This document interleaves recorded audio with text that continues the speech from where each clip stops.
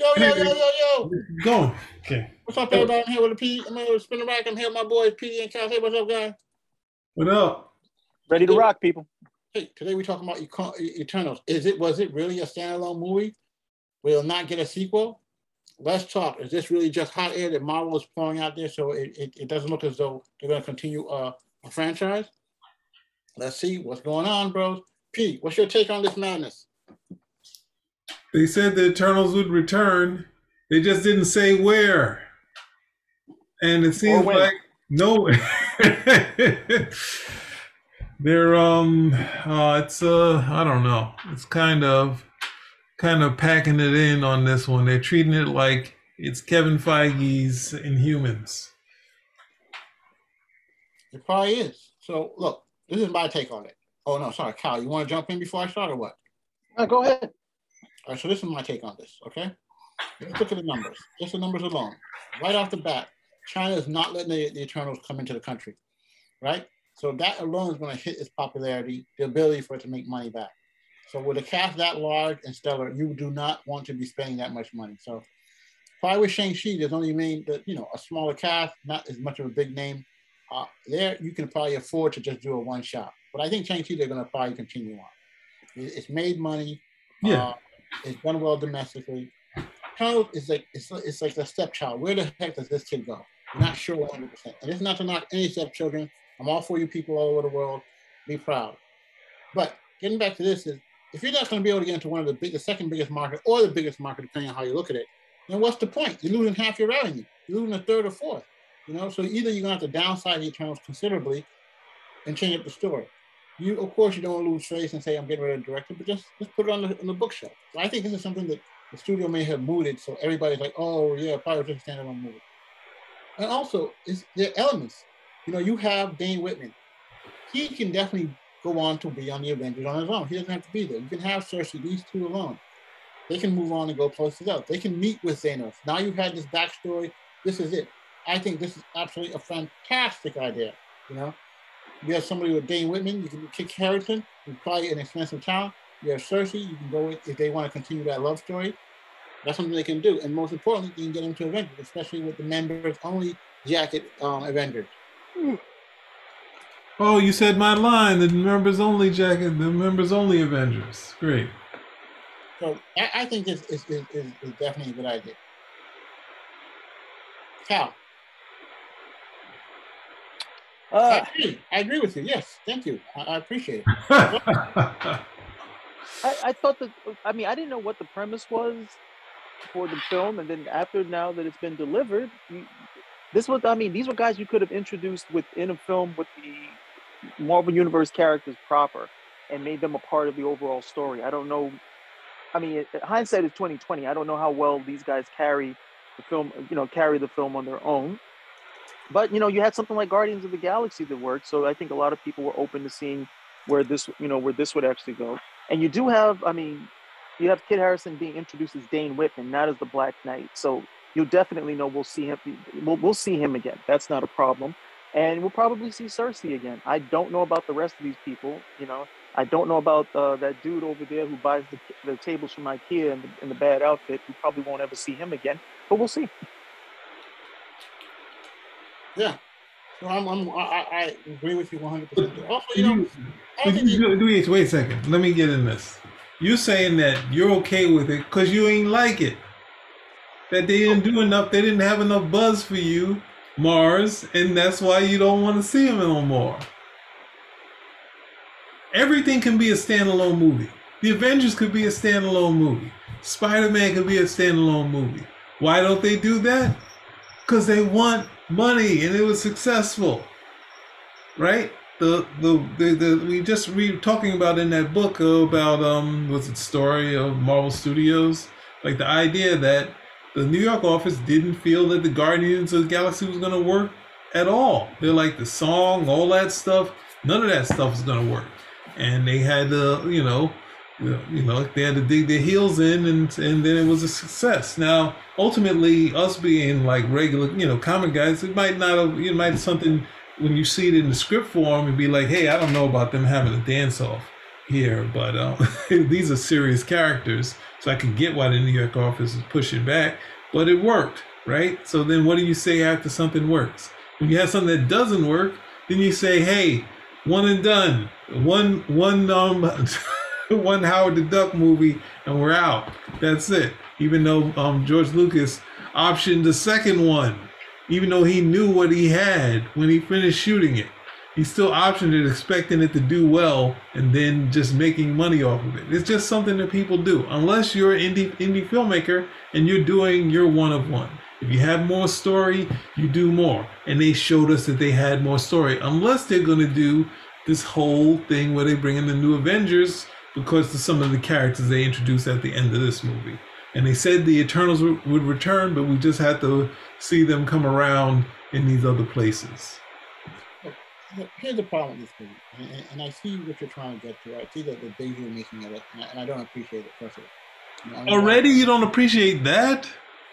A lot of pain. Look, let me tell you this, okay? The Eternals was a book, and I'm going to say it, and I think... Oh, God, please don't say it. Please don't do that. Everyone does that nonsense where they point out that they didn't like it, it wasn't successful, so they didn't care what happened with it, and then this can be done as a standalone. You start. Let me hear what you got to say. What are you going to say to this? I wasn't going to say that.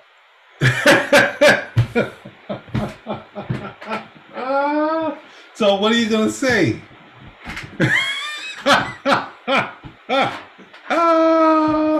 Everyone, I didn't like this. The art. Me and Cal just did a video about the controversy of someone saying the art was bad. Like, I'm not talking about the art. I'm just saying it was a clear bite off of the New Gods, you know. And you, of all people, who've been doing an excellent series of New Gods reviews, and Jack Kirby, I would think that would be plain as the eyes on your face, you know. Oh, you mean you mean these New Gods? In the last show, I pulled out a whole thing of Eternals comic books. Didn't I just do that? So I have both of them, and to my surprise. Because I only saw as a kid the Cosmic Powered Hulk issue. When I got the rest of the series, up to before that issue, it's a clear thing of end of the world story, which would be more in line with what happened before the New Gods, when old gods died. And these are clearly in the Celestials, in the Eternals. Those are mainly like Kirby was doing the old gods type of thing.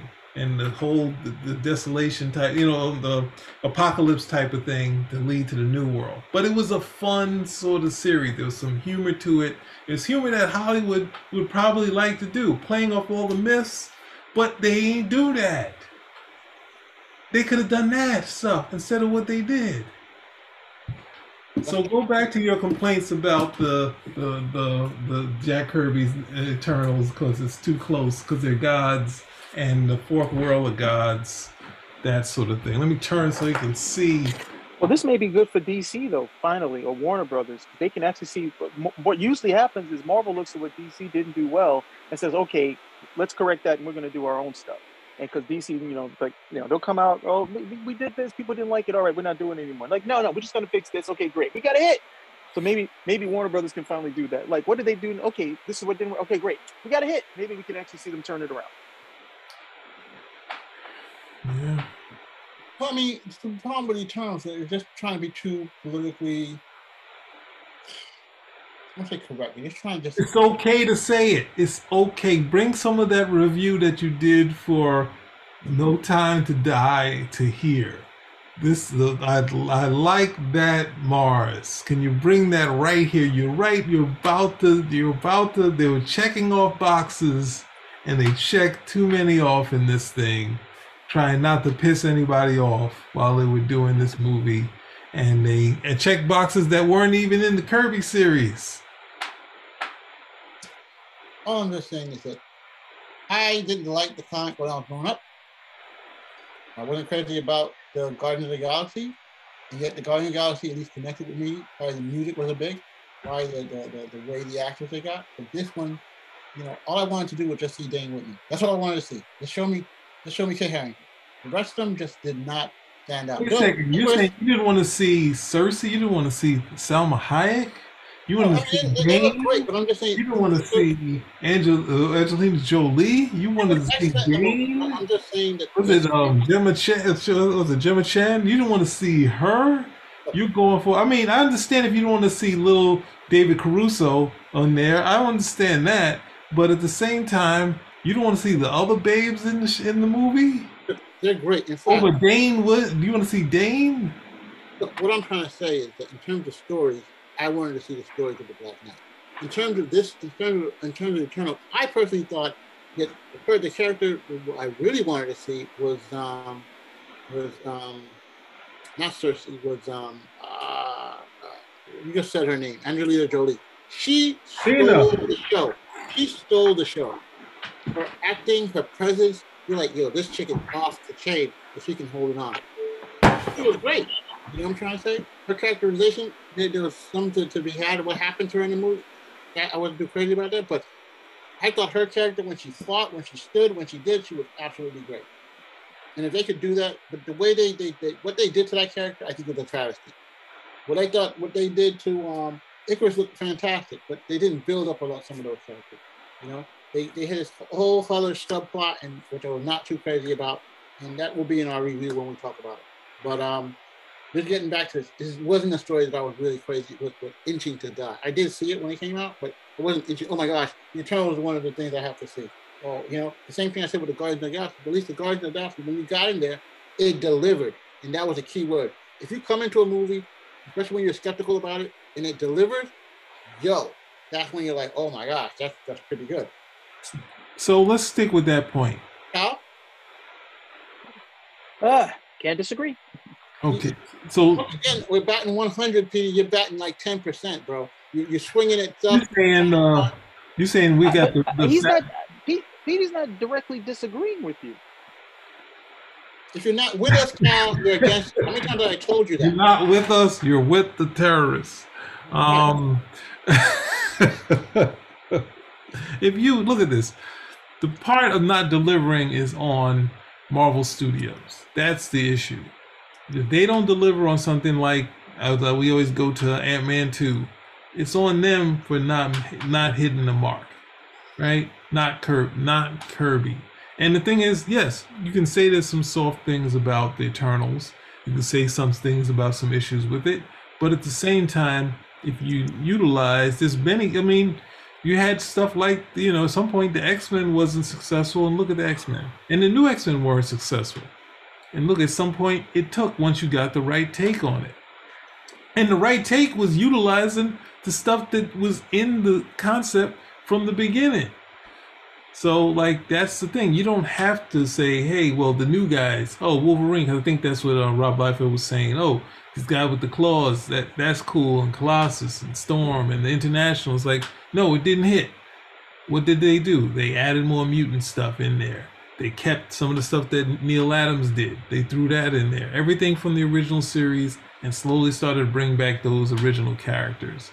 And that started to build from that point. But it's still utilizing the mutant struggle, the Days of Future Past. Like the Dark Phoenix is the only one that was kind of really something different. And that came out of just a struggle between Claremont and Byrne, and two of them having a character Claremont created, and artist was like saying, well, these guys are too powerful. That just came out of their chemistry, but they were doing something similar to the Fantastic Four. So stuff that was already within Marvel that built up the X-Men, and people look at it now and say, oh, of course, look at Wolverine, that's cool. But Marvel didn't know that they had the next Spider-Man sitting around up until, like, what was it, 1980 or 1979 or something like that. It took a while for them to figure that out. So I think the approach is the issue, and I think you saying that, and some of the things that they were trying to do to try to be inclusive and taking away from just being a fun sort of story, you know, because that's one of the things that was in the Kirby series. If you strip down, you don't look at just saying, well, this dialogue is hokey or this, or it's not as good as his Fantastic Four stuff. It's like, oh, the hook of what he was doing was what they should have captured. But at the same time, they were like, we're doing a sequel to the Avengers. These are like the substitute Avengers, and none of them can fly except for Icarus. So they got me. They got me saying it. Like Karis, they got me to do it. They screwed me over. The same with Shang-Chi. Sorry, but yeah, I'm sorry. I'm going on too long. Just got faces staring at me, blindly staring at me while I rant. While I rant. Cal? I've got nothing more to say. All right, we're closing this It is one what out. it is. 1 of 1. They ruined the Kirby concept. Now it's 1 of 1. 101, and make sure Dane Whitman and Thena possibly and Icarus is dead. You know. Dane, why would Thena come back if Dane is the one that's gonna definitely come back? Dane is coming back. Isn't she's related to Thanos? Isn't she related to Thanos? Oh, so you're saying that'll be your way to get back the characters that you like in this film? Clearly, Marvel wants to resurrect, not resurrect, but they clearly want to bring back Thanos. He was a big character. They spent a lot of money advertising, and you can see this in the comics, and you can see this in the animated show. They want Thanos back, okay? And I think this is just another way to bring him back. Like, he was just misguided when he wanted half the civilization to be destroyed. And as they go back and they try, I bet you they're going to try to humanize what he would try to do. You know, you're just misguided, or this was just a bad version of Thanos. But he's not such a bad guy. You know? I would try to disagree with you, but I can't. I was just listening to an interview with the historian, Peter Sanderson, and he was talking about, and he was jokingly saying that Phoenix was Phoenix came back again. She was supposed to be dead forever. Then he said Thanos came back again, meaning the Infinity Gauntlet and all that stuff, and he was supposed to be dead forever. And I was like, oh, sweat, I did forget that. When he died, and he also showed up in the death of Captain Marvel, he was a person at peace. And like all characters, they kind of get brought back. But we kind of look at the Phoenix and be like, oh, they shouldn't have done it, when there's so many really cool Thanos stories before the Infinity Gauntlet. And Thanos is just cool. It's just like something you want back. So, and same with don't want to get into the Phoenix thing, but that aspect of the possibility of Thanos coming back when they're getting into the Eternals outside of Earth, outside of Earth, somewhere else outside of this planet, could mean, bringing back Thanos again. So, I can see your point. Enough said. I'm surprised. No, I've always expected them to bring Thanos back. I thought they just put him on ice until they're like, all right, we need to get some buzz. Hey, guess who's coming back? Wow, interessante. And then the multiverse, and he showed up a couple times. I was really. Then we have characters who died that won't come. It opens up a lot of more complaints and more possibilities on their end. So, all right. I think we did it. Marvel, you screwed it up for me. I knew you were going to do it. Spinner rack. Out.